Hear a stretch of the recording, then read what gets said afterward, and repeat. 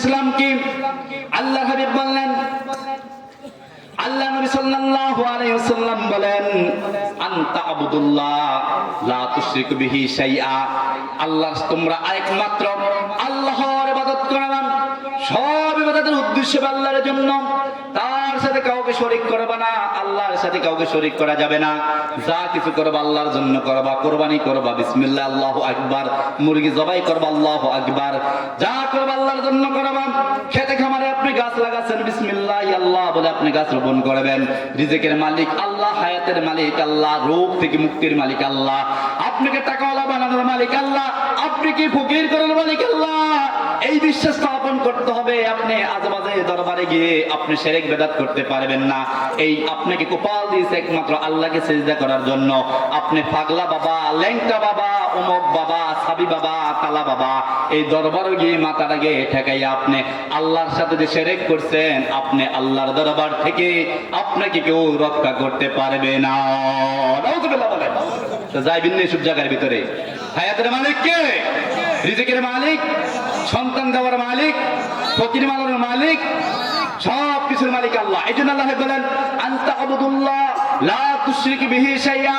ও গোলাম, উম্মতেরা শুনো, তোমরা একমাত্র আল্লাহর ইবাদত করবা, তার সাথে কোনো অংশীদারিত্ব করবে না। ওয়াতুকিমাস সালাতাল মাকতুবা, আর তোমরা ফরজ নামাজগুলো আদায় করবা। ওয়াতুআদ্দিয়াজ যাকাতাল মাফরুদা, আর তোমরা আল্লাহ যে যাকাত দেওয়ার কথা বলছে, যে সাদাকা দেওয়ার কথা বলছে, ওই যাকাতগুলা তোমরা পরিপূর্ণ আদায় করবা। ওয়াতাসুমা রমাদান, আর তোমরা রমজান মাস যখন তোমরা পেয়ে যাবা, রমজান সামনে আসতেছে, 1.5 মাস পরে যখন রোজাগুলা পেয়ে যাবা, গ্যাস্ট্রিকের অজুহাত দিয়ে, বিভিন্ন অজুহাত দিয়ে এই রোজাগুলা থেকে তোমরা বিরত থাকবা না, তোমরা আল্লাহর জন্য রোজাগুলা রেখে দিবা। সুবহানাল্লাহ বলেন। তাহলে আপনার রোজা রাখবেন, হজ যাকাত দিবেন, হজ করবেন, সব কিছু হলো একমাত্র কার জন্য? এটা হচ্ছে মাহওয়াল ইসলাম, আল জওয়াব আল ইসলাম। এই জিনিসগুলো যারা মানবে তারা ইসলামের ভিতরে আছে।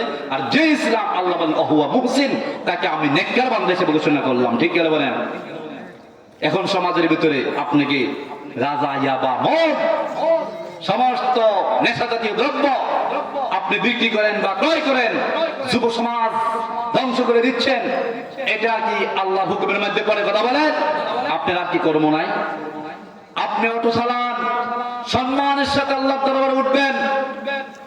আপনি ইসলাম মানেন, মুসলিম দাবি করেন, আপনি অবাকের বাড়ি, আপনি গাঁজাকার বাড়ি, আপনি সুদখোর বাড়ি, যারা এগুলার বিরুদ্ধে কথা বলে আপনি তাদেরকে ফান্নাসের হুমকি দেন, আপনারা তাকে হত্যা করার মতন আহত করে ফেলেন।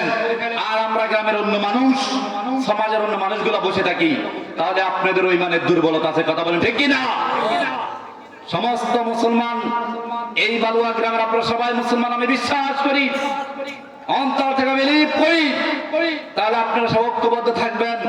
আপনার সাথে আমার পারিবারিক, সামাজিক দ্বন্দ্ব থাকবে, কিন্তু আল্লাহর বিধান যখন লঙ্ঘন করবে, রোজা যখন ছেড়ে দিবে, যখন সমাজের ভিতরে সুদ, আবাসন, নেশাজাত দ্রব্য বিক্রি করে আমার বালুয়ার সন্তানদেরকে অযোগ্য করে তুলবে, সন্ত্রাসী করে তুলবে, তার বিরুদ্ধে সবাই ঐক্যবদ্ধ থাকতে রাজি আছেন কিনা? কথা বলেন। নাকি হামলা, মামলা, মৃত্যুর ভয় করছেন? কথা বলেন। সবাই রাজি আছেন তো? দুই হাত তুলে আল্লাহকে দেখান। আমরা কারো বিপক্ষে নয়, কোন সমাজ, কোন বাড়ির বিপক্ষে নয়, আমরা অন্যায়ের বিপক্ষে। ঠিক কিনা? যে অন্যায় করবে, এটা আমার ভাই হোক আর বাবা হোক, তাকে সাথ দেওয়া যাবে। আমি অন্যায় করলে আমার বিচার আপনারা করবেন। আজকে আমি অনুমোদন দিয়ে দিলাম, অন্যায়কারী কোনো প্রশ্রয় দেওয়া যাবে